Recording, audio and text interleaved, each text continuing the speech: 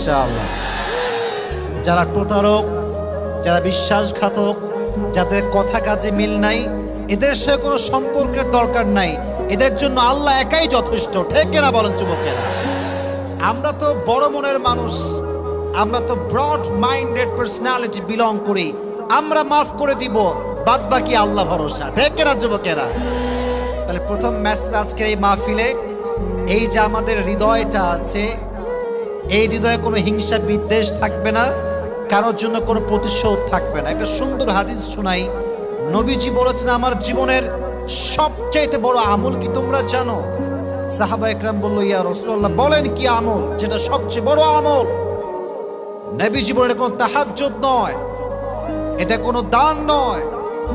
in ইসতাতা'তা আন তুসবিহা ওয়া তুমসিয়া ওয়া লাইসা ফি কলবিকা গশশুন লিআহাদিন ফাফআল যালিক ওয়া যালিকা মিন